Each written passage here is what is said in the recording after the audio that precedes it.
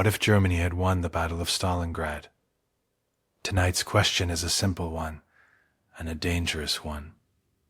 What if Germany won the Battle of Stalingrad? History turns on fine margins, a weather system, a delayed order, a commander who sleeps an hour too long. Stalingrad is one of those places where the real outcome and a dozen darker ones sat within reach of each other for months. This is not a miracle scenario. It is a few decisions away, a few nights away. You will see how close it came. If that sounds like something you want to drift into tonight, leave a like and subscribe, and tell us, where are you listening from and what time is it there? Somewhere dark, hopefully. Somewhere quiet. You are not alone in this. Now, before we go anywhere, adjust your pillow. Just a small shift, whatever feels right. Take one slow breath in through your nose. Hold it a moment.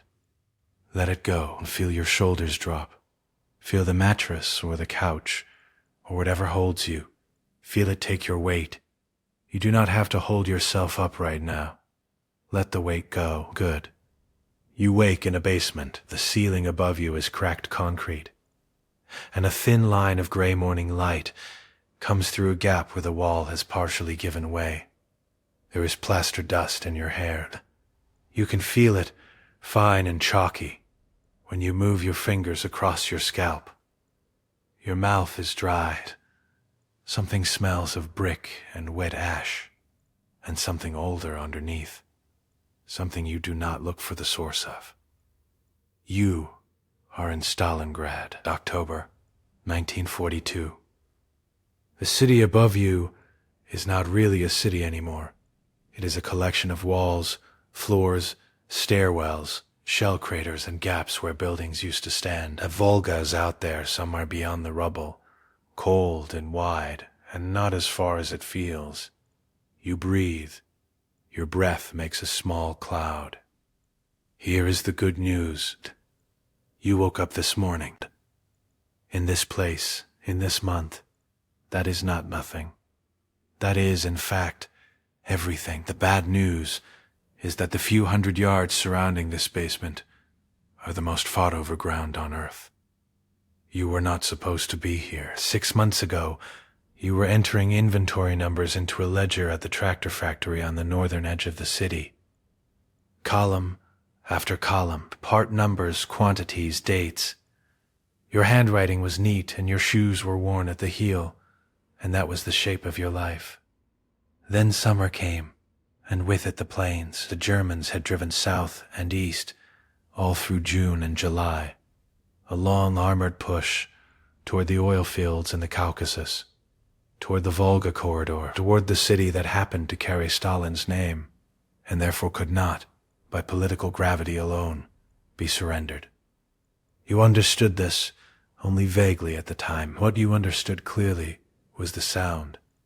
The Stukas coming in from the west, the sky turning dark with them, the factory district shaking like a struck bell. Now you carry stretchers. You are not a soldier.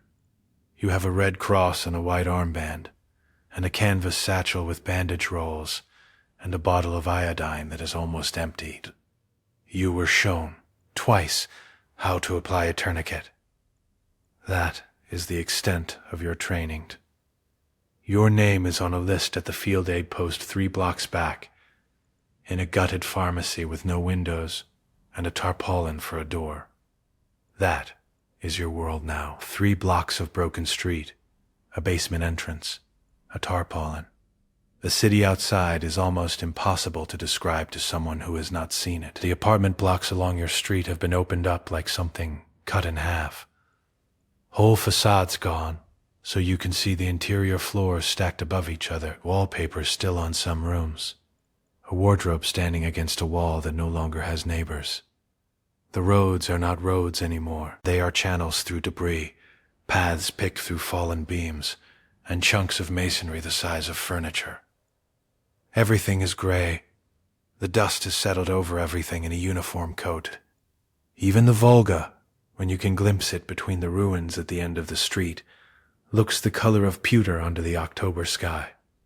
The smell is always there, smoke and wet brick and something chemical underneath. You have stopped noticing it the way you stop noticing your own pulse.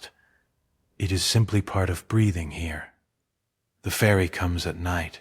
You know this the way you know everything in the bridgehead.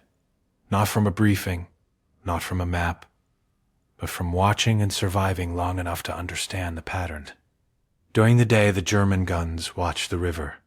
After dark, the boats move. You hear them before you see them. The low engine sound carries across the water, muffled and careful. Shapes emerge from the Volga's middle darkness. Flat barges, mostly, low in the water, riding heavy with crates stacked along the center. Ammunition, tinned food, medical supplies wrapped in oilcloth. The men on the bank work without torches, passing crates hand to hand up the slope from the waterline, moving in a chain that goes quickly and quietly and does not stop. You are part of the chain tonight. The crate you take is heavier than you expect. The wood is wet from river spray, and your fingers slip before you get a proper grip. The man behind you does not rush you. He simply waits. You find the hold and pass it on. On the return trip downstream, the boats carry the wounded. You have helped load them before. You know what it sounds like, the particular silence of men being moved carefully, who cannot make noise, who have decided that noise costs too much. Some of them grip your arm when you lower them onto the boards, not from fear. Just contact, just the need to feel a hand. Then the darkness takes the barge, and the engine sound fades, and the river is quiet again. This is the bridgehead. Shwikov's 62nd Army holds a strip of the western bank, 9 miles long, at its deepest perhaps 3, at its shallowest a few hundred yards. The Volga is the only supply line, the only exit, the only reason to hold on. Without the eastern bank, this strip is a dead end. With it, it is a lung, a single breathing lung. You live inside that lung. The streets are a kind of map now, memorized in your feet more than your head, and you know which crossings draw fire. You know which basements have been cleared, and which have not. You know where the aid post is, where the water point is, where the field kitchen sets up when it can. You know exactly how small your world is, somewhere above you.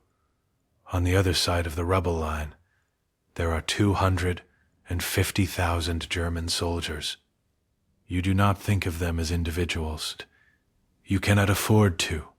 They are the sound of tank engines at dawn, the particular crack of an MG-42, the whistle and crump of mortar rounds walking across a courtyard. They are a pressure, a weight applied from the west. But they are individuals. They are exhausted and cold, and their supply lines stretch back 800 miles across the steppe. They eat hard biscuit and horse meat when the kitchens cannot reach the front, which is often. They have been fighting block by block through this city since August, measuring progress in yards and rooms, in staircases.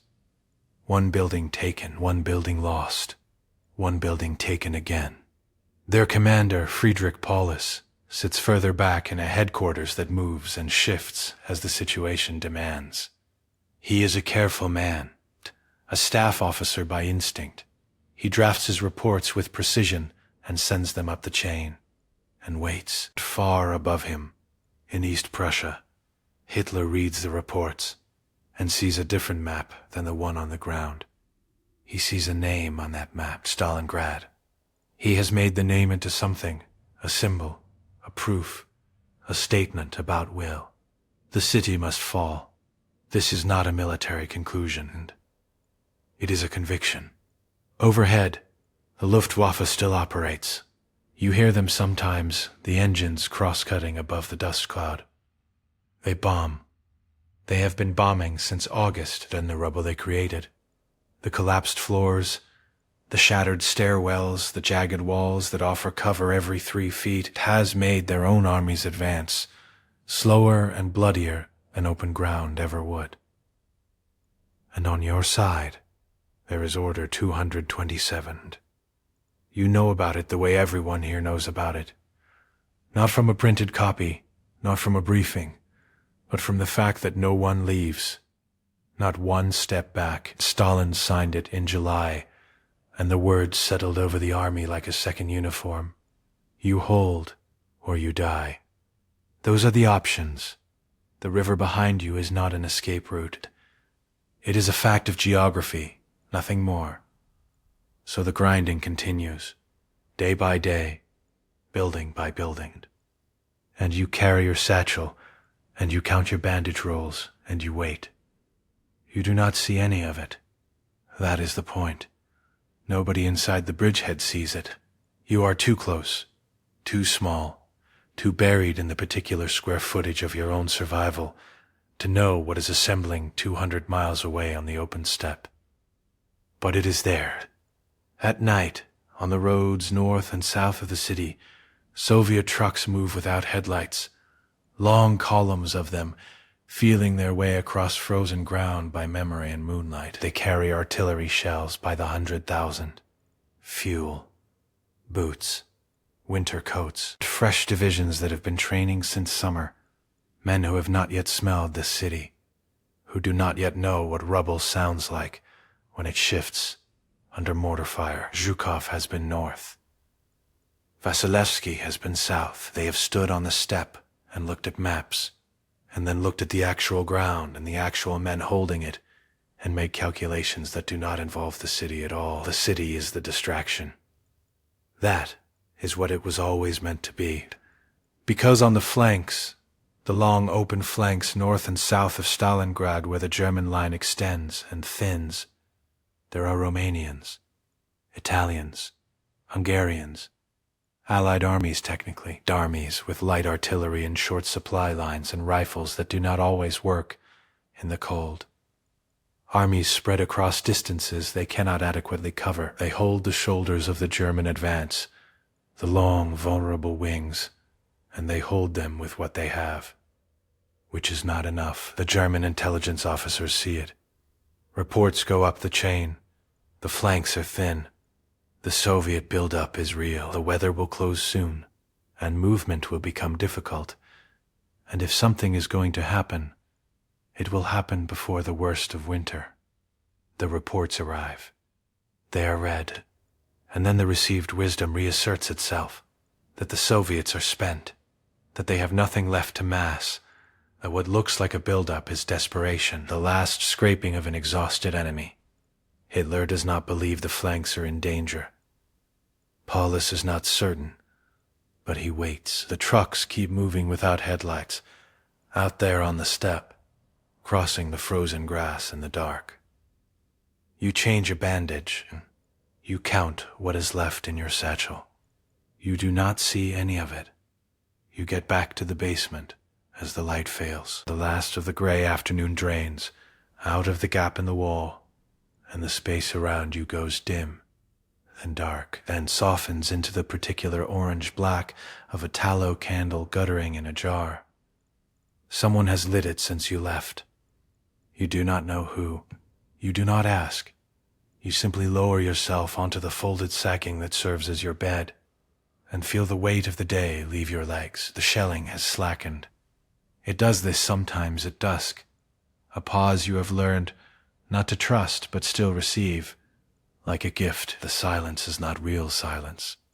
There is always something, a distant report, the groan of a damaged wall settling, but it is quieter. Your ears adjust. You become aware of smaller sounds, your own breathing, the candle, someone 2 rooms over, humming something low and tuneless, a single phrase repeated without variation, without urgency. You wrap the blanket around your shoulders. It is rough wool, heavy with dust, and it smells of the basement and of the person who had it before you. You do not know their name. You do not think about it. The blanket is warm. That is what it is for. Someone passes you a tin cup. Tea, barely. Hot water that has been near tea leaves recently. faintly brown, faintly sweet. You wrap both hands around it and feel the warmth travel up through your palms, into your wrists, into the cold core of your chest. You drink it slowly. There is no reason to hurry. There is nowhere to go until morning. The humming continues. 2 rooms over. Your eyes are heavy now. The kind of heavy that comes after cold, after effort, after hours of being careful. A weight that sits behind the eyes and pulls down slow and steady, and you do not fight it. There is nothing to fight. The night is long in October in this latitude, in this city. You have until dawn. You let your breath lengthen. In through the nose, slow. Out through the mouth, slower. Your shoulders drop inside the blanket.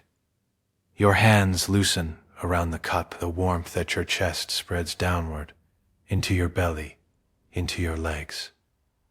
The humming goes on, soft and unresolved. Like something not yet finished, a candle bends in a draught and steadies. You close your eyes. The morning of November 18th arrives without announcement. You wake to the smell of frozen earth and something burnt. Not burning now, but burnt. Days ago, soaked into the walls of this basement the way cold soaks into stone. Your back aches from the floor. Your mouth is dry, the blanket has slipped in the night, and your shoulder is cold, where the air has found it. You pull the blanket back. You lie still for a moment. Above you, the city is quiet. Not the quiet of peace, you have forgotten what that sounds like, but the quiet of a held breath. No outgoing artillery, no incoming. Just the low pressure of a sky full of cloud and a front moving in from the northwest, heavy and slow. Winter is arriving. You can feel it in your teeth. Someone nearby is awake already, crouched by a small iron stove, no bigger than a bucket, feeding it splinters of wood, with the patience of a person who has learned to make very little last a long time. The light from the stove is orange and thin. It touches the walls, the low ceiling, the dark shapes of other sleepers. You sit up. Your hands are stiff. You flex them open and closed. You do not know what is happening on the flanks.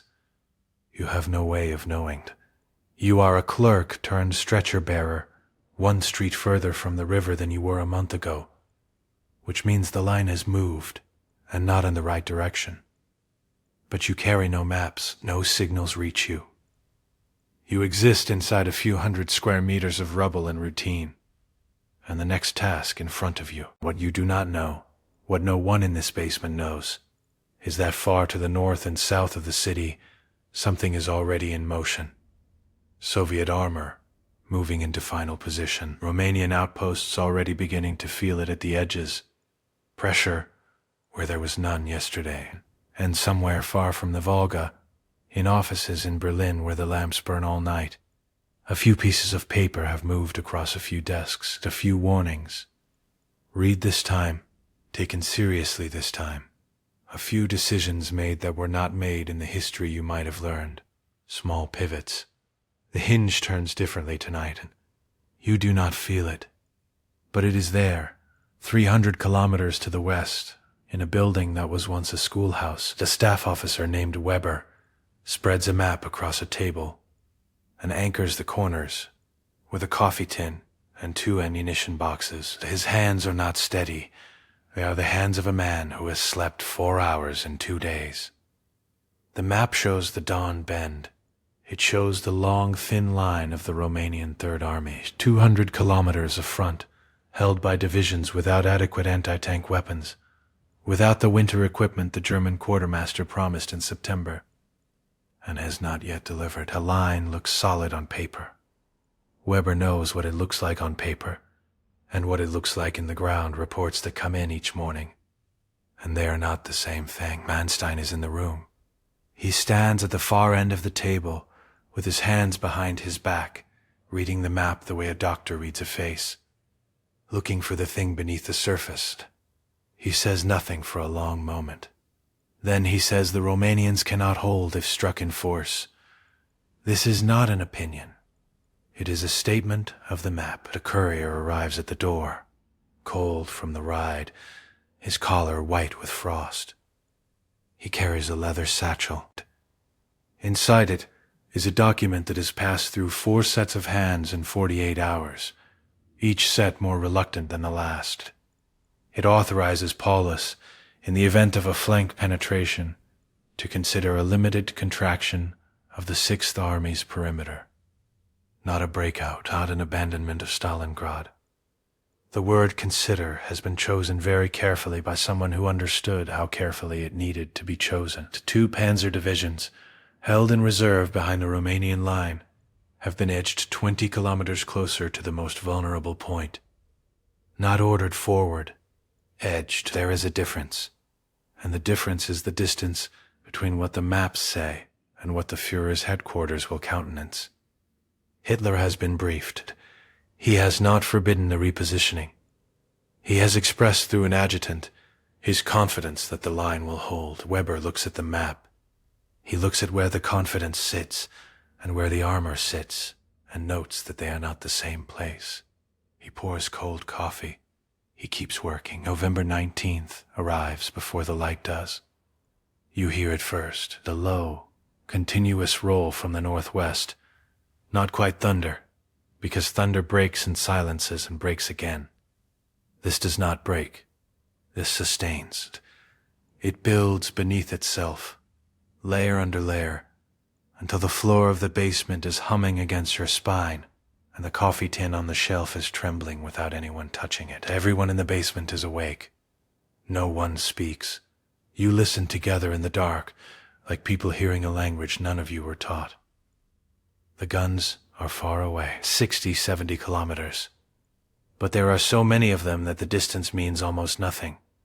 Someone says, northwest. That is all. Just the direction. Everyone already knows what is to the northwest. The Romanians. You have heard things about the Romanian line, the way you hear things in basements, in fragments, half sentences, the things men say when they are too tired to be careful, stretched thin, no winter coats. Anti-tank guns that cannot stop a T-34 at any range that matters. You filed these fragments away without knowing why. Now you understand why. A barrage runs for over an hour. Then the guns shift register, shorter, sharper, and you know, without being told, that infantry and armor are moving. What you cannot know, what no one in your basement can know, is that 60 kilometers away in the snow and frozen steppe grass, the northern pincer is not finding what it expected. The Soviet 5th Tank Army pushes forward into the white. The Romanian forward positions collapse quickly.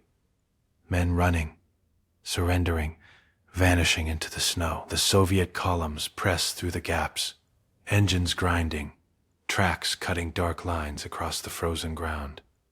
Then they find the armor. 2 panzer divisions, repositioned in the last 48 hours, sit hull down in the low ground behind the broken Romanian line. Anti-tank guns dug in, infantry spread across the approaches. The T-34s come out of the snow and into fire they were not expecting, from positions that no reconnaissance had placed there. The advance slows. Then it stalls. The columns bunch and compress, caught between the momentum behind them and the wall in front. The snow absorbs everything. Sound, heat, men. The northern pincer, which was meant to sweep clean, is standing still. The next 3 days arrive in layers, like weather. You know almost none of it as it happens. You know the barrage has stopped. You know the casualty flow has changed. Fewer men from the factory district, more from the western edge. Wounds that suggest open ground fighting rather than room to room. Men with frostbite alongside shrapnel. Men who have been running. The stretcher is your whole world. On the 21st, the basement gets word that the line is moved, not collapsed. Moved. Someone uses the word consolidated and someone else repeats it, tasting it, uncertain whether it is good news dressed as a map term or simply a map term. What is actually happening? Far above your basement in its small orange stove, Paulus is pulling back. Not in panic, in order. The easternmost regiments of the 6th Army, which have spent weeks fighting for individual rooms in the tractor factory and the Red October plant, are stepping away from that rubble one measured position at a time. The Volga crossing, what remains of it, what can be held, becomes the anchor. Everything else shortens toward it. The southern pincer, meanwhile, is moving. Soviet armor has broken the Romanian 4th Army and is driving northwest through the steppe, crossing frozen tributaries, pushing hard through the open ground where there is almost nothing to stop it. The Soviet columns are fast and cold, and they are closing the distance. But closing distance is not the same as closing the ring. The northern pincer is still tangled in the German armor behind the broken Romanian line. Progress measured in kilometers that take all day to cross. The two ends of the encirclement are reaching for each other, and the gap between them is shrinking, but it is not gone.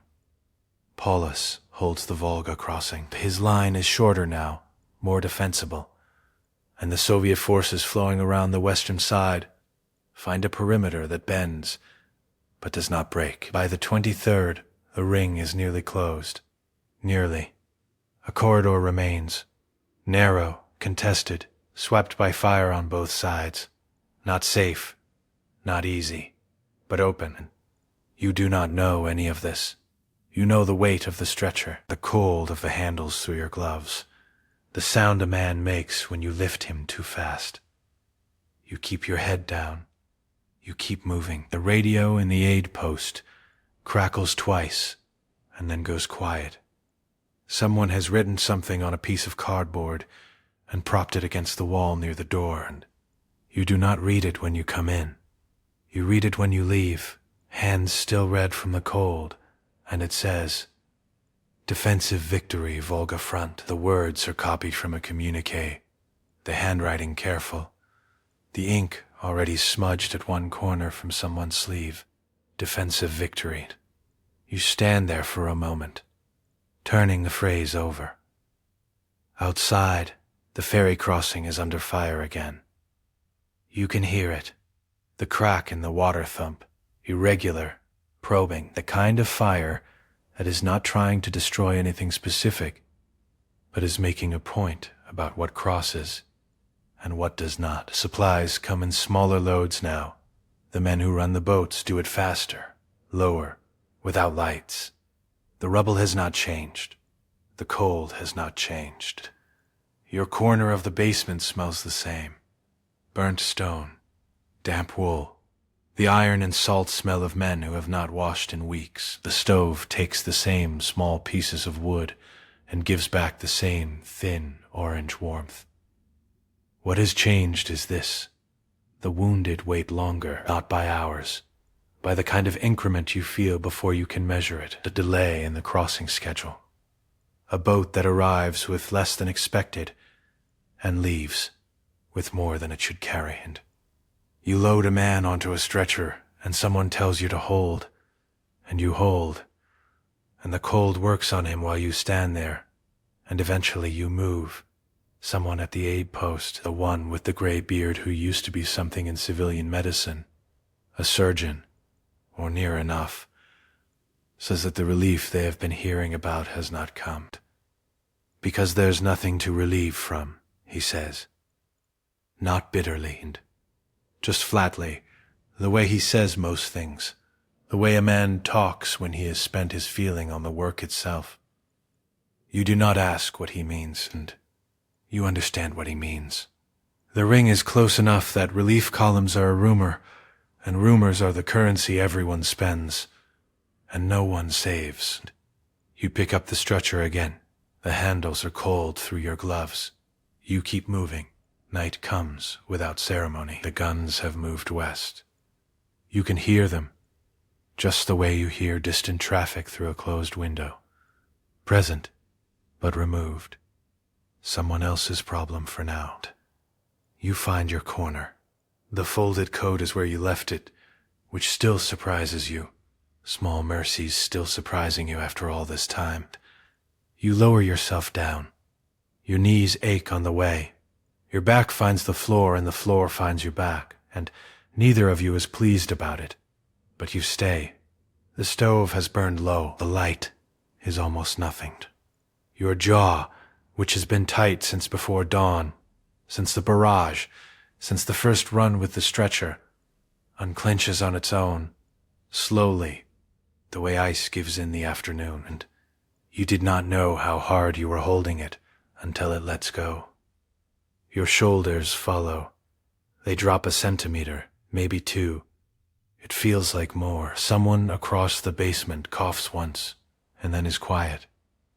The breath you take is longer than the last one. The one after that is longer still. Your chest rises and falls. The cold air comes in, and the warm air goes out. And there is something almost mechanical about it now. Automatic. Your body remembering how to do this without you telling it to. The warmth starts in the chest.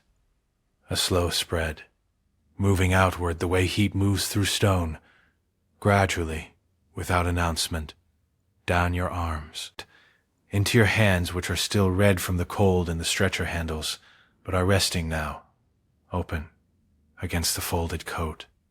The guns are further away than yesterday. That is not nothing. That is, in fact, something. You do not know what it means in the large sense, the strategic sense, the map sense. But in the sense of your body on this floor, in this basement, on this night, it means the sound that has lived inside your chest for weeks, has moved a few degrees away from center. Your legs go heavy. The city is still out there, still burning in places, still contested, still cold. But the night is quiet enough. Your breathing slows to something even, something that belongs to sleep rather than waiting. You close your eyes. The snow is gone. Not gradually. It feels that way. Sudden, as though the steppe exhaled, and the white simply left. In its place, mud, brown grass pressed flat, the smell of wet earth that has been frozen for months and is now remembering what it is. You are in a village called Nothing Much, a name you learned and half forgot, a cluster of low buildings west of the city. The hospital is a schoolhouse. The windows face east, and in the morning, a light comes through them pale and thin, and lands on the floor in long rectangles. You watch it move. Your hands are cleaner here. That is the first thing you noticed when they brought you across. The absence of the stretcher grime, the particular black that lived under your nails through the winter. Clean hands felt wrong for a week. How they feel like yours again. The ward holds 40 men. You know their names. You know which ones sleep through the night, and which ones don't, which ones ask for water before they need it, and which ones wait too long. Outside the east-facing window, on clear days, you can see nothing. Flat land, sky, a tree line. But you know the map, the way you know a room in the dark. By feel. By proximity. The German line runs in a long, shallow arc, from the dawn south and around, bending toward a salient held at the city's center. It is not a victorious line. It is not a retreating line. It is the line of something stopped. The men in the ward know why. They do not talk about it plainly. Soldiers rarely do. But it lives in the way they answer questions, in the pauses, before they say, yes, I was there. The encirclement, the winter, the Kessel. The man beneath your hands is 23 or 24, and his eyes are on the ceiling, and he is somewhere else entirely, somewhere behind his own face, and you work quietly and do not ask him to come back. The light moves across the floor. The steppe outside is brown and enormous and still. Spring has come to this place, and the front has not moved. And somewhere on a map, in a headquarters building, a man with a pencil is tracing that long, shallow arc and wondering what comes next. The ward quiets in the afternoon. The men sleep or pretend to. You sit on a stool near the window and look at the brown steppe and let your mind do what it does in the quiet hours. Move across the map. The Wehrmacht holds Stalingrad. That is the fact they repeat in the communiques, in the newspapers that arrive folded and 2 weeks old. The city on the Volga. Taken. A name crossed off a list, but you have carried enough men off enough rubble to know what holding Stalingrad means. It means holding a ruin, streets that are not streets, buildings that are stacks of broken brick, with men living inside the stacks, the Volga at your back, or at the other side's back, depending on which week you mean. The city that was worth something is a city, and is now worth something only as a symbol. And symbols do not move fuel. Fuel, that is the word that sits underneath everything. The whole southern drive, fall Blau, the long push down through the summer heat, was pointed at oil, at Caucasus fields, at Baku, at Maikop, at Grozny. German engines run on German reserves that are thinning. The plan was to cut the Soviet supply line on the Volga and then reach south and take what was needed. The Volga is cut, or nearly. The oil is not taken. Maikop was reached and found wrecked. The Soviets had burned what they couldn't carry. The fields at Baku are still Soviet. The fuel problem that launched the offensive is the same fuel problem that exists today. And the winter did not solve it, and the spring has not solved it, and the summer coming will not solve it either. And east of the Urals, in cities that German bombers cannot reach, and German armies cannot walk to, Soviet factories are producing tanks and artillery. The numbers are difficult to believe, and so some people choose not to believe them. But the men who were in the Kessel believe them. They have felt the weight of what those factories produce, felt it in the ground, felt it in the air above them. You fold your hands in your lap. The light on the floor is lower now, stretched long and yellow toward the door. The ward breathes around you, slow and even. The canteen is 2 rooms knocked into one, a wall removed, and the gap left rough, plaster crumbling at the edges. It smells of cabbage and wet wool, and the particular sourness of men who have been cold for too long. You come here in the evenings, when your shift ends. The nurse who runs it, Anya, though no one uses the full name, keeps a small iron stove burning even when the fuel allocation is short. She finds ways. You have stopped asking how. She ladles soup without looking at the bowl, her eyes already moving to the next man, calculating who needs the ladle held a second longer, who needs the spoon left in. Tonight she is working with one hand bandaged. You noticed it when you came in. A burn, recent from the look of the cloth. She has not mentioned it, and no one has asked. That is the texture of things now. You eat. The soup is thin but hot, and hot is enough. Across the table a signal sergeant reads a letter slowly, moving his lips, then folds it and puts it in his breast pocket and picks up his spoon. No one commands him to continue, and he simply does.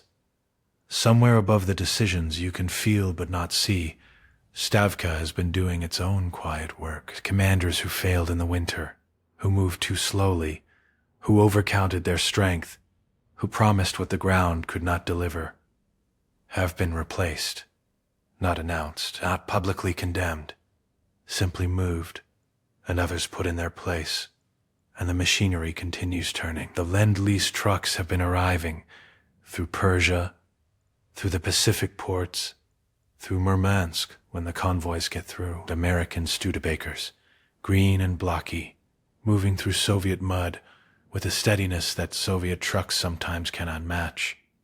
They carry ammunition, food, telephone wire, boots. The boots matter more than people say.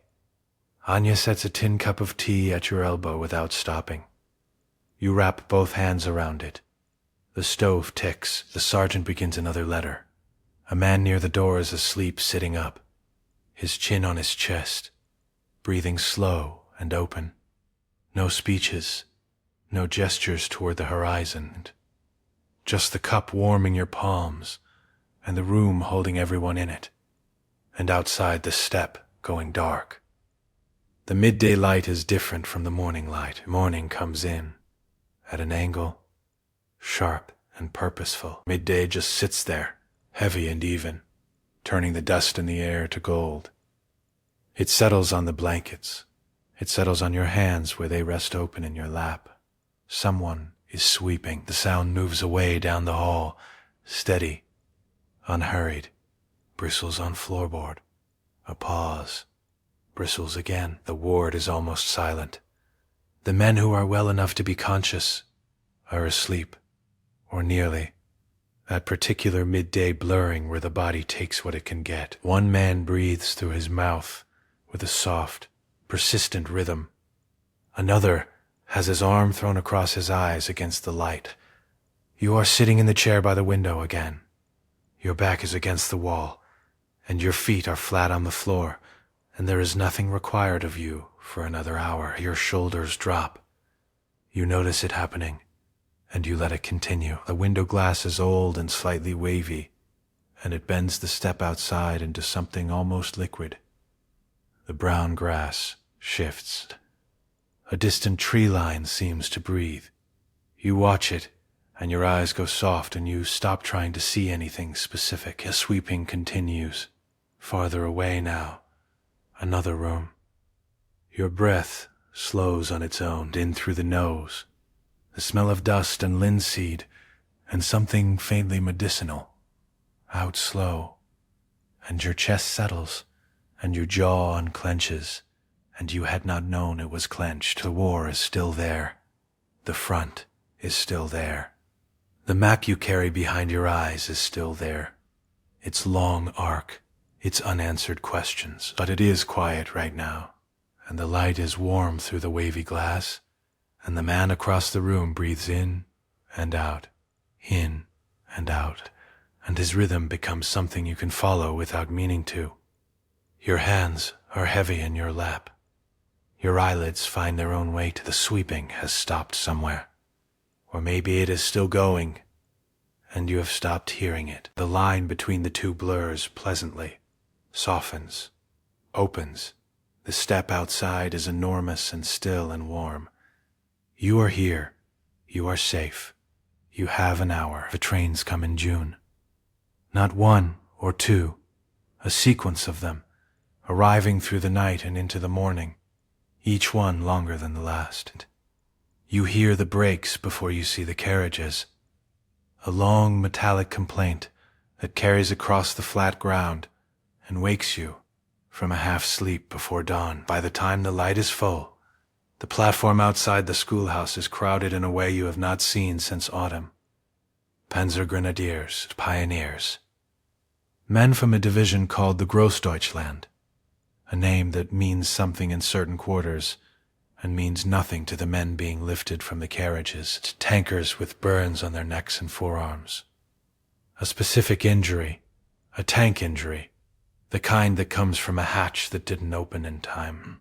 You take the near end of a stretcher and stop counting after the first hour. The ward fills, then the hallway fills. Then Anya begins putting men in the canteen, cots wedged between the tables, and the smell of soup gives way to the smell of dressings. The corporal from somewhere south of Kharkov tells you about the wire. He is speaking to the ceiling, not to you, but you are changing his dressing so you are close enough to hear, and it was already cut, he says. When we got there, the wire was already cut. He means the Soviet wire, the prepared positions, the anti-tank ditches, the fields of mines laid with a patience that suggests months of work, not days. And he means that someone knew they were coming. You say nothing. You tie off the dressing. Second line was the same, he says. Third line was the same. A boy from a panzer regiment, 19 perhaps, his eyebrows singed entirely off, which gives his face a strange blankness, and asks you whether the offensive is still moving. You tell him you don't know. It is true. He nods at the ceiling the way men nod when they already know the answer, and were hoping you might give them a different one. By the third day, the trains are still coming, and the platform is never empty, and Anya has stopped sleeping in any recognizable pattern, and the iron stove burns through the night to boil enough water, the corporal's wire, already cut. The order comes in September, on a morning with no particular quality to distinguish it. Gray sky, light wind, the smell of rain that hasn't arrived yet. Anya reads it twice, then she sets it on the table and begins counting cots. The word evacuation moves through the ward the way cold moves through a building, under doors, through gaps, touching everyone before anyone says it aloud. And you start with the men who can walk. You give them their coats and their papers, and point them toward the vehicles idling in the road. They go without argument. That is the autumn of 1943. Men who have stopped arguing with geography. The Soviet push is not a single blow. It is a series of pressures, each one moderate, each one sustained, applied at points along the arc where the German line is thinnest. A bulge here, a withdrawal there, the village given up in the night, quietly, so that by morning it is simply behind the new line and no longer on the board. Stalingrad is given up the same way, not announced, not marked. The order simply stops naming it as a position to hold. The city exists. On the maps is a location, a label on the Volga, and then it exists as something behind the line, and then it is not discussed. You learn this in transit, sitting in the back of a Studebaker moving west through mud that grabs at the wheels and releases them reluctantly. The man beside you is from a signals unit, and he has a map folded small in his coat pocket, and he opens it once, looks at it, folds it again. They're not going back, he says. He means the Germans. He means the front is moving and will continue moving. You watch the steppe pass, brown and flat and enormous, the same in every direction, offering nothing to fix your eyes on. The city behind you is rubble. It was rubble when the Germans took it. It was rubble through the winter, and through the spring and through the summer, and it is rubble now. Neither side could rebuild it while holding it. Neither side can use what isn't there. The Volga is still the Volga, wide and cold and indifferent. It was there before the city, and it will be there after. The truck moves west. The mud releases and grabs and releases. The truck stops before dark, at a village that is still standing. That is remarkable enough that you notice it. Walls intact, a roof, glass in 2 of the windows. Someone has hung a lamp in a doorway, and the yellow light falls on the mud outside and makes it look almost warm. They put you in what was a schoolroom again. Perhaps all of this is schoolrooms. End to end, the whole war a series of desks pushed to the walls. There is a cot near the iron stove. Someone points you toward it. A hand gesture, no words, and you sit down on the edge and unlace your boots and set them side by side on the floor and lie back. The stove breathes, the low tick, a settle, the sound of metal contracting as the fire finds its rhythm. The lamp in the doorway throws a thin stripe of light across the ceiling. You watch it. It does not move. The day's noise drains out of you slowly, the way water drains from something that has been full a long time. The truck's engine still hums in your jaw, a ghost vibration, and you feel it less with each breath. Your feet first. The cold lifts out of them. You had not known how cold they were until the stove's heat reached them through your socks, and something let go, some held thing, and they are just feet again, heavy and still on the cot. Your calves, your thighs, the particular tightness along the backs of your legs from hours of sitting rigid on a wooden bench. That tightness loosening now, slowly, one muscle at a time, deciding it is finished for tonight. Your back finds the cot beneath it, really finds it, sinks. Someone in the room coughs once, and is quiet. Your hands open on the blanket. Your chest rises, falls, rises slower, falls slower. The stripe of light on the ceiling is very still. Your shoulders drop the last small distance they have been holding all day, without your knowing it. A blanket is heavy and warm, and the stove ticks its low, steady tick, and the village outside is quiet, and the steppe beyond the village is vast and dark and perfectly, completely still. Your breath moves in, moves out, moves in. Spring comes to eastern Poland the way it comes to all flat places, gradually and all at once. One morning the mud is frozen, and the next it is not, and the world smells of wet earth and last year's grass, and the smoke from 100 chimneys that have been burning green wood all winter. You are in Chelm, or what remains of the administrative idea of Chelm. The streets are the same streets. The church still has its tower, but the people inside the buildings are not always the people who were there before. You work the railway canteen, 6 in the morning until the last train, whenever that is. You fill tin cups with something that is called tea, and is mostly hot water and the memory of tea, and you hand them through a low window to men who are moving somewhere, always moving somewhere, and who take the cups without looking at you. The trains run east and west both.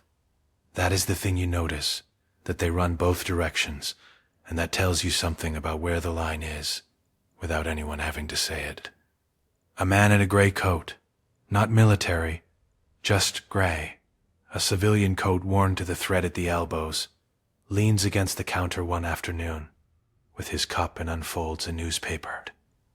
You cannot read the headline from where you stand, but you can read his face, the way he moves his eyes across the page, and sets it down and picks up his cup. Still holding in the south, he says, not to you specifically, to the counter, to the cup, to the general air of the canteen. You ladle more water into the urn. The steam rises, and your face is warm for a moment. For now, you say. He nods. That is the whole conversation. The maps you have seen, passed hand to hand, drawn on scraps, copied from memory, show a line that runs differently in the south than it did a year ago. The Germans hold ground they would not hold in another telling of this story. How much ground? How much time? These are questions the men on the trains discuss in low voices and do not resolve. The difference is months, perhaps less. The urn boils. Another train is coming. You reach for the cups. The wireless sits on a shelf above the window, its dial face yellowed, its speaker cloth frayed at one corner. Someone turned it on in February, and no one has turned it off since. It runs all day beneath the noise of the canteen, the scrape of cups, the hiss of the urn, boots on the tile floor. And most of the time you do not hear it as language, only as texture, a low, human murmur that fills the silences between trains. But names come through. Names have a way of cutting through two-ness. You heard that one in May, a single word from the speaker, and the 2 soldiers at the far table went quiet and looked at the wall. Now it is July, and the names are Italian.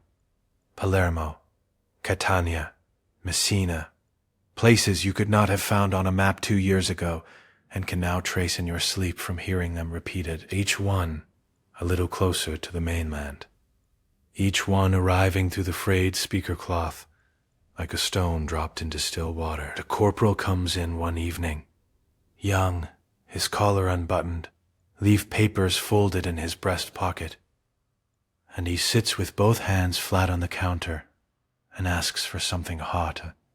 You give him the tea water. He drinks half of it before he speaks.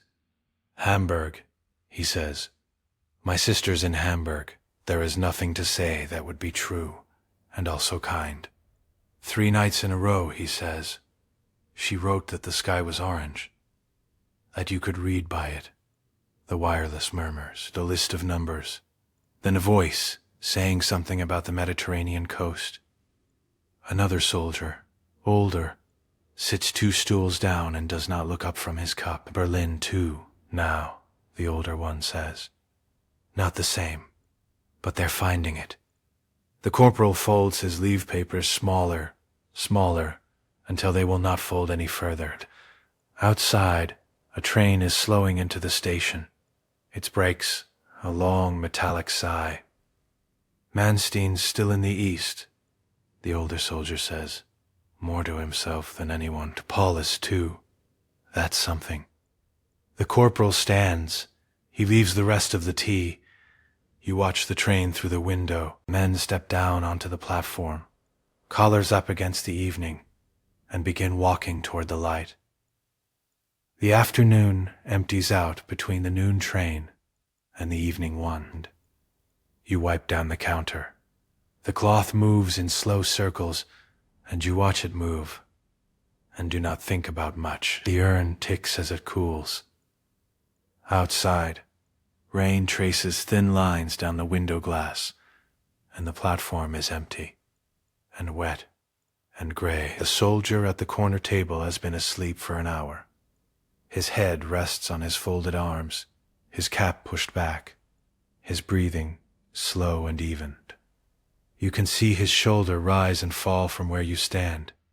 He is perhaps 19.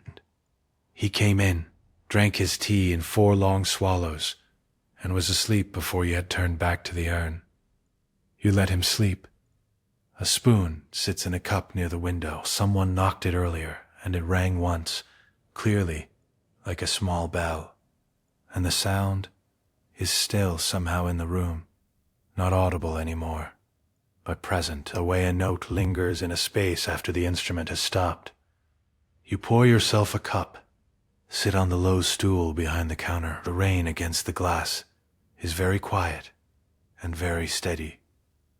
The wireless is between broadcasts, static, soft and even, almost like breath. They have ached since February, and you have stopped noticing except in moments like this. One, when you sit down and the ache surfaces slowly the way cold surfaces when you stop moving. You flex your toes inside your shoes. Press the soles of your feet flat against the floor. A canteen smells of damp wool and coal smoke, and the faint ghost of whatever was cooked 3 days ago. These smells have become the smell of the year itself. You would recognize them anywhere. The soldier shifts, murmurs something, stills again. Outside the rain eases, not stopping, just thinning, and the platform stones go darker in patches, where puddles spread and meet. The pigeon lands on the far railing, looks at nothing in particular, and leaves. Your eyes feel heavy. You do not close them, but you feel them wanting to close. And you let that feeling be there without fighting it. And for a few minutes, the counter and the urn and the wet glass are very far away and very soft. Then the signal bell rings. The evening train is coming. The poster has been on the wall since winter. Someone put it up with 4 tacks, and over the months, 2 of the tacks have given way, and the bottom right corner curls forward, showing the pale backing paper beneath. The image is a soldier, fist raised. The Volga behind him, red sky, bold letters across the top that you stopped reading in January. Nobody tears it down.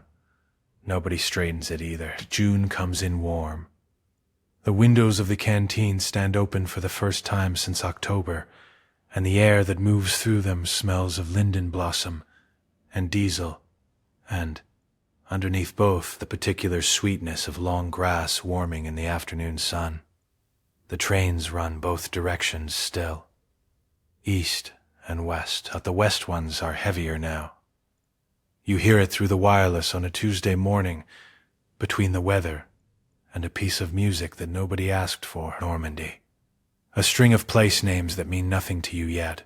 Utah, Omaha, Sword, Gold, spoken in a voice that is trying to be steady and nearly managing it. Airborne landings. Naval bombardment on a scale. The canteen is quiet for a long moment after. A sergeant with mud still on his boots from wherever he has come from sets his cup down very carefully, as though the counter might break. Both sides, he says. The man beside him says nothing. You refill the urn. Your hands do what they know how to do. The water pours. The lid goes back. The element ticks and begins its slow climb toward boiling. Behind you, the poster moves in the draft from the open window. The curled corner lifts and falls, like something trying to breathe. More men come in off the noon train. They are louder than the morning men, or they're trying to be, which is a different thing. Someone makes a joke about the English weather. Someone else laughs too quickly. You hand cups through the window. Gray coat, field coat, civilian jacket, hands reaching. Eyes somewhere else. The wireless moves on to the music. A string quartet, slow and formal, the kind of piece that seems to have been written specifically for rooms that need to pretend everything is ordinary. And you pour the tea. The poster lifts, falls. The uniforms change before anything else does. One morning in August, the men coming off the eastbound platform wear gray. By the afternoon train, they do not. You do not see the moment of change. There is no moment. There is only the gray. And then, between one cup and the next, the khaki and the red stars, and the boots that are a slightly different shape at the toe. The new men do not speak German or Polish. They speak to each other and not to you. And what you understand is the gesture. A hand extended, a cup, a nod. You fill the cup. They take it. This much crosses. The urn still boils. Your hands still know what to do. The bread is different within a week. The supply that came from the mill to the west stops coming, and what arrives instead comes from the east on a different cart, driven by a different man. And it is darker and denser, and tastes of something you cannot name. Something mineral, something from further away than you have ever been. You eat it. It fills you. That is enough. The poster comes down on a Wednesday, not torn. Someone removes it carefully.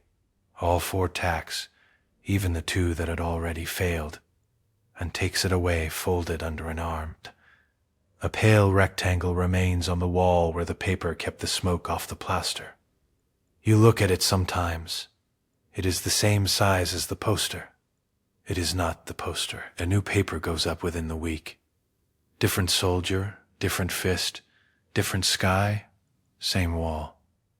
You do not read this one either. The orders at the checkpoint outside are in Russian now. You hear them through the open window in the mornings. Short, flat commands, the cadence different from what came before, less bark and more weight. You learn 3 words, dokumenti. Stoi, podojdi, documents. Stop, wait, enough to move through a day. The wireless is gone. Someone took it in the transition. The gray days between the gray coats and the khaki. And no, one has replaced it. The shelf above the window is empty, except for a ring of rust where the base sat. The canteen is quieter without it. The silence has a different texture now. Closer, more yours. The autumn comes early. You feel it before you see it. A thinning in the light. The afternoons drawing in. The morning air carrying something sharper beneath the linden smell. You sit on your stool behind the empty counter. The new men have their own supply lines now, and the canteen runs half days, then quarter days, and some days not at all. You come in anyway. Wipe the counter. Sit. A man named Brandt. He told you his name once. A German civilian who stayed, who had nowhere else to go, sits across from you sometimes in the late afternoon. and drinks the tea you still somehow produce, and does not say much. And today he says something. You know what the arithmetic looks like. You do. You have known it the way you know things you have never been told directly, through the weight of the trains, the age of the faces on them, the bread that changed, the wireless that spoke of Hamburg and Tunis and Normandy, in the same flat voice that spoke of victories, as though all of it were the same kind of news. Germany cannot make enough. That is the whole of it. Cannot cast enough steel, stamp enough shells, train enough pilots to replace the ones the flak takes, grow enough grain to feed the men it is still asking, to hold a line that runs from the Baltic to the Carpathians. The factories in the Ruhr burn through the night. Your night. Everyone's night. And the American factories do not burn at all. They simply run, continuously, in safety, producing at a scale that does not fit inside a normal imagination. The army that survived the Kessel was real. The men were real. The winter they lived through instead of dying in was real. But armies are not saved once and then preserved. They are spent, quietly, in the wards and the replacement pools and the fighting withdrawals. They are spent, and there is nothing behind them that can match what is coming from the east, and now from the west. Simultaneously, a weapon is arriving that changes this. No turn is coming that the maps don't already show. Brandt turns his cup in his hands. A year, he says, maybe less. The pale rectangle on the wall where the poster was holds the afternoon light without comment. The lamp on the counter throws a small circle of yellow light, and beyond it, the canteen is dark, the corners soft and undefined, the far wall gone. You are not sure why. The walk is 10 minutes, and the bed there is the same temperature as this stool. Probably. But here, there is the lamp and the smell of the soup you could not finish, and the particular silence of a town that has stopped holding its breath and started simply breathing. The soup is cold now. You ate half. The bowl sits at your elbow, a thin skin forming on the surface, catching the lamplight. Outside, nothing. No trains.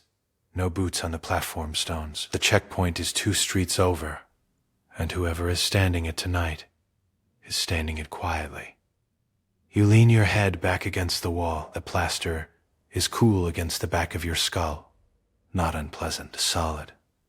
The wall has been here longer than the war, and will be here after, and it does not move, which is what you need from it right now. Your shoulders drop, and you had not noticed how high you were carrying them until they fall. A slow release, like a rope going slack, and the weight of your own arms becomes something the stool can hold instead of you. The lamp flickers once, steadies. Your hands are in your lap. You look at them for a moment in the yellow light. The roughened knuckles, the small scar on the left thumb from February, the ink stain that has never quite gone. Ordinary hands, they did what was asked of them today. That is enough. The pale rectangle on the wall is invisible in this light. The new poster, too, all of it smoothed away by the dark. Your breath goes in, goes out. You feel it move through your chest, slow, unhurried, the way breathing goes when no one is watching and nothing is required. The soup smell is warm and close. Damp wool, coal, the faint resin of the wooden counter. The smells of this year, this room, this particular version of a life moving through difficult time. Your eyes are heavy. The lamp holds its small circle. The town breathes. You stay very still inside that warmth, and the dark comes gently, and you let it. The year is 1953. You wake to the sound of a tram, not the grinding urgency of wartime transport, something slower, almost domestic. The bell at the corner stop, the hydraulic sigh of doors, feet on wet stone. You are in a room, your room, small, On the third floor of a building that was rebuilt from its own rubble, which you can tell by the way the window frame does not quite sit true, a thin parallelogram of daylight, where the seal has never been right, and you have stuffed it with newspaper. It does not entirely help. The ceiling is the color of old cream. You lie still for a moment and take account of yourself, 51 years old. A clerk again, as you were before, though the office is different, the language of the forms is different, the stamps are different, the things a person learns to adapt to.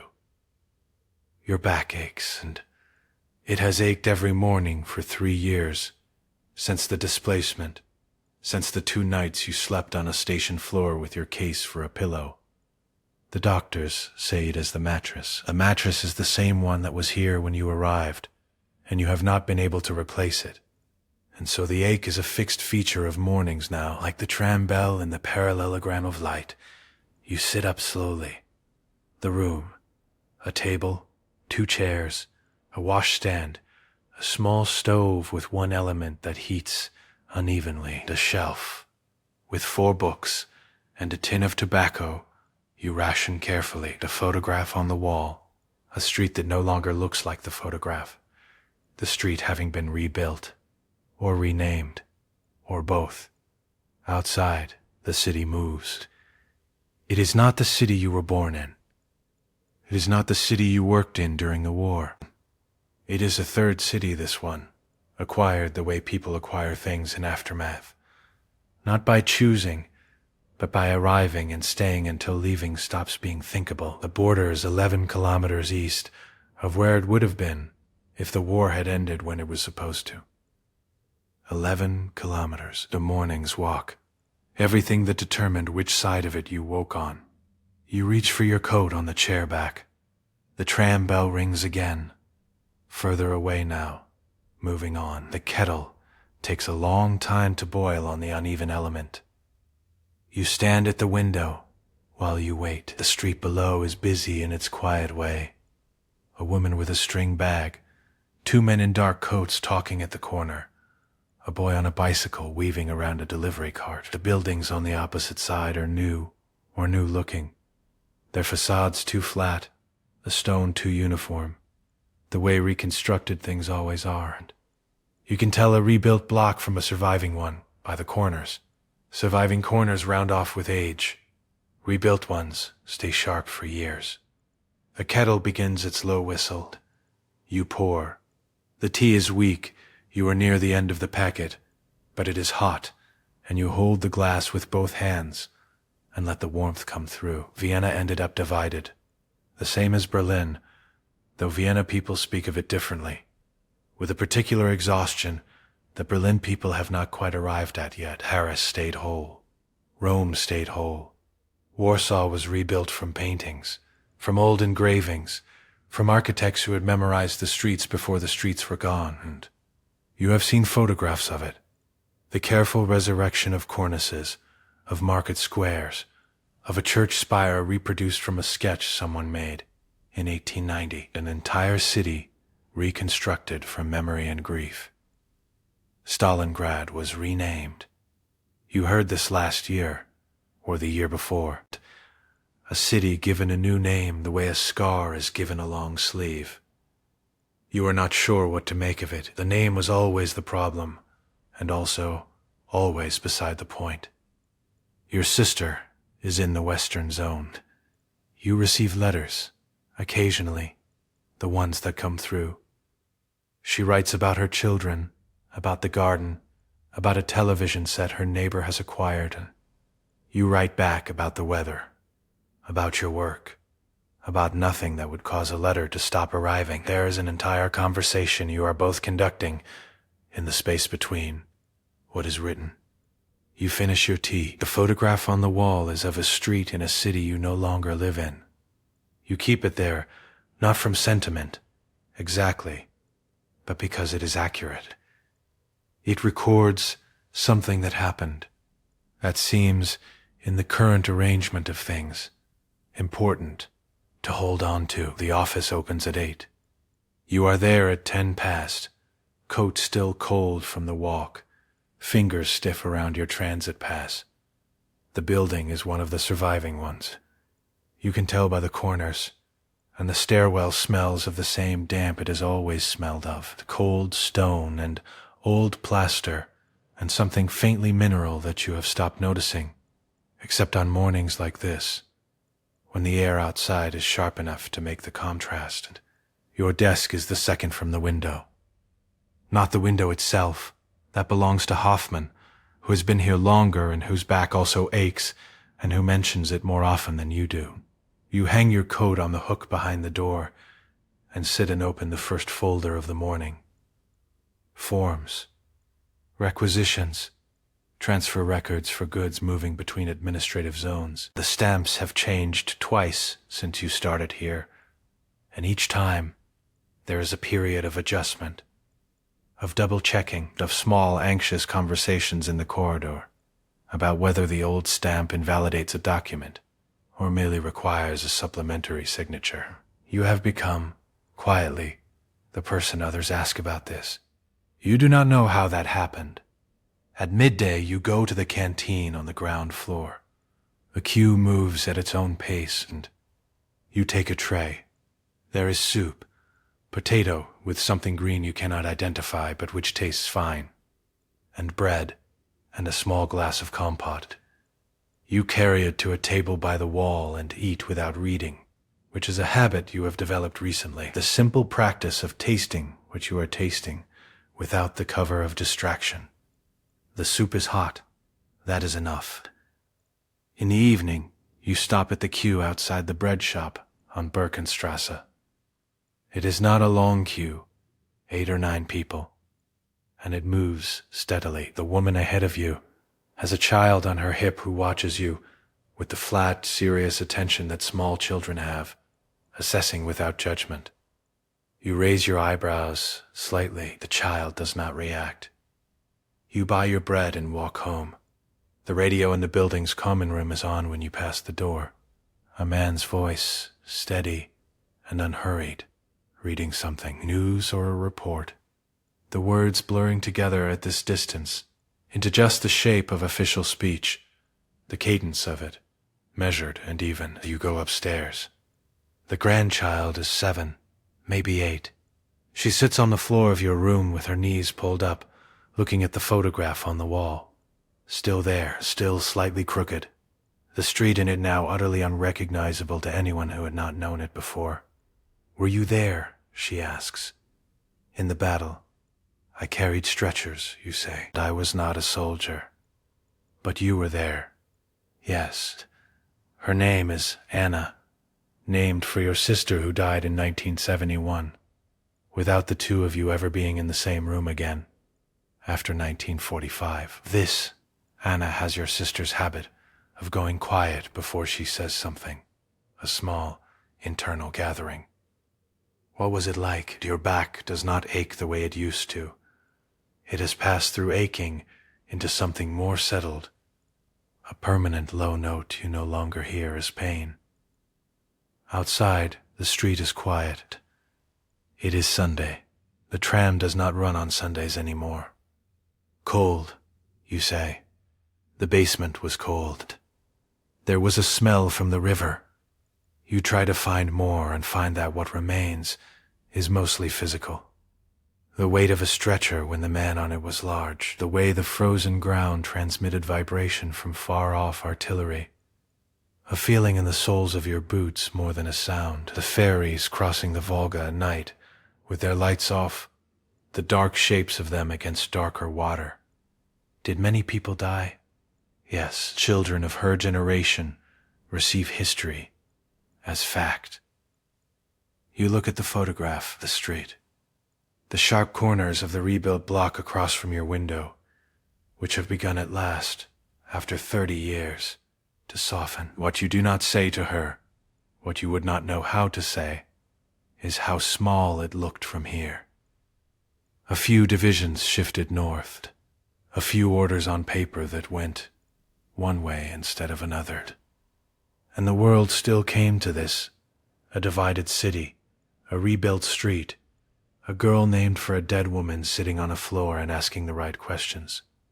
Not the same suffering, different suffering, lesser suffering in places, reshuffled. But suffering, regardless. The river is still there. The ferries still run. Anna leaves just before dark. Her coat buttoned unevenly the way children always button coats. Her footsteps quick down the stairwell and then gone. The room settles. You sit in the armchair and do not move to turn on the lamp. The light outside is the particular gray of late autumn evenings. Not dark yet, but making its intentions clear, softening the corners of things.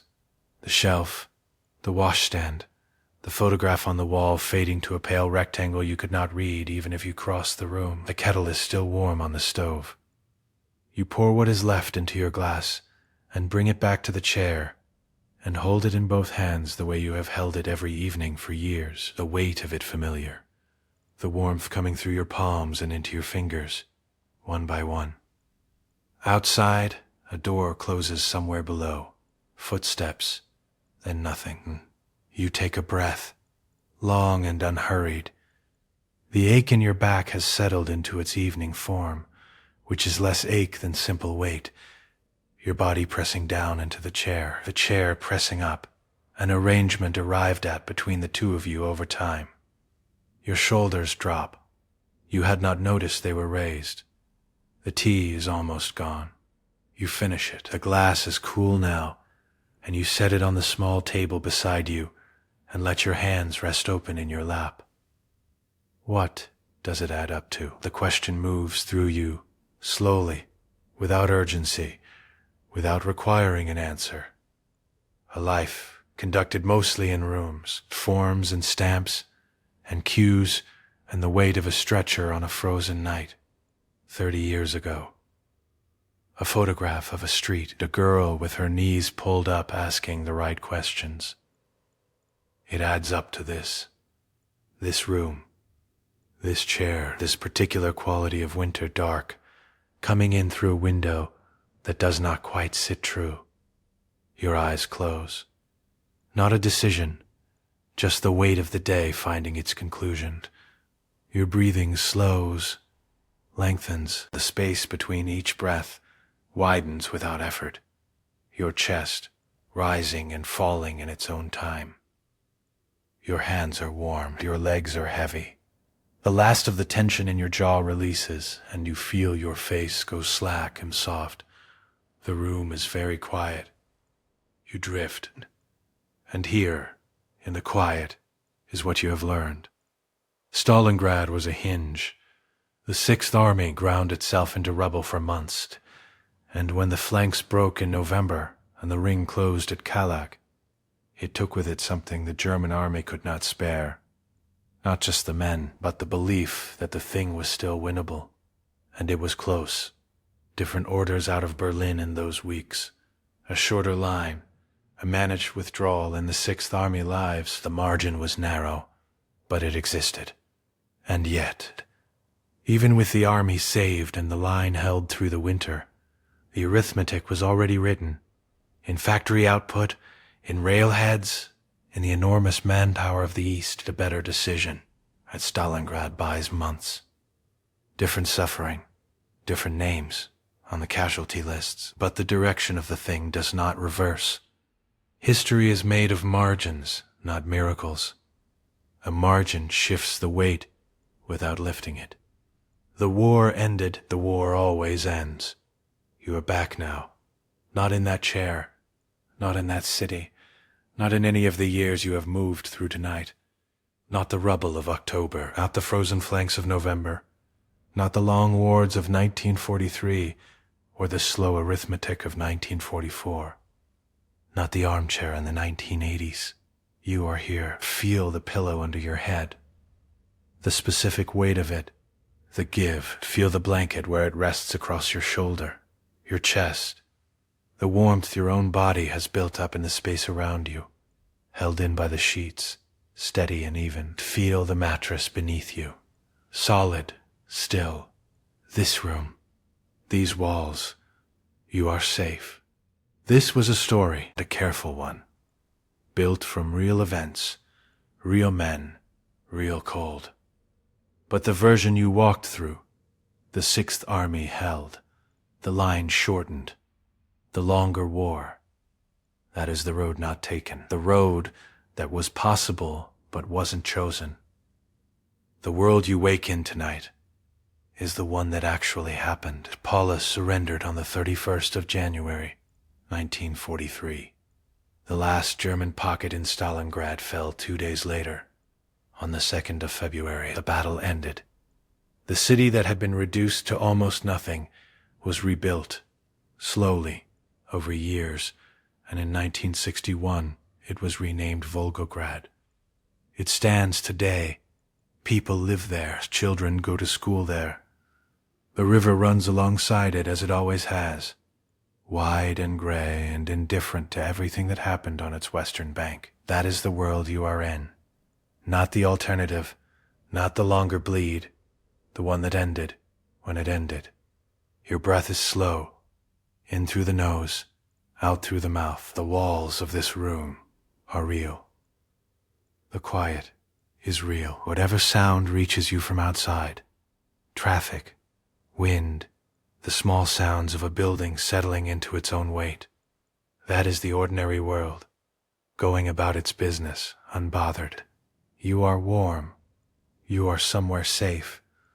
Let your eyes close. You have carried enough tonight. Set it down. Rest. Thank you for being here tonight. That is not a small thing. You gave a few hours of your darkness to people who lived in extraordinary difficulty.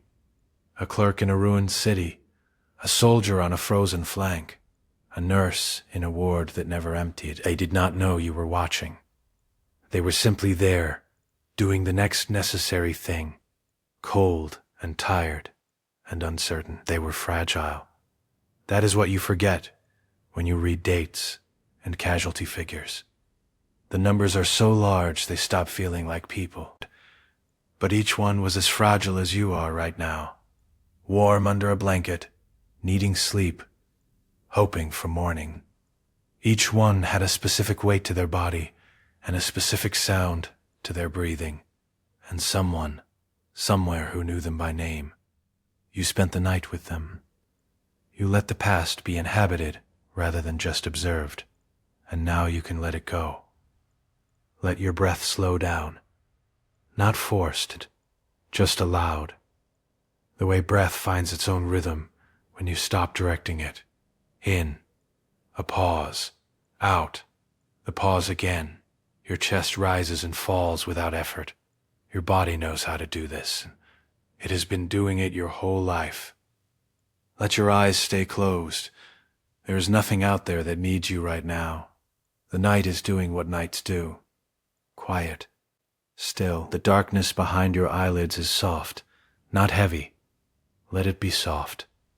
Feel where your body meets the bed, the length of your spine, your shoulders, the backs of your legs. Let that contact hold you.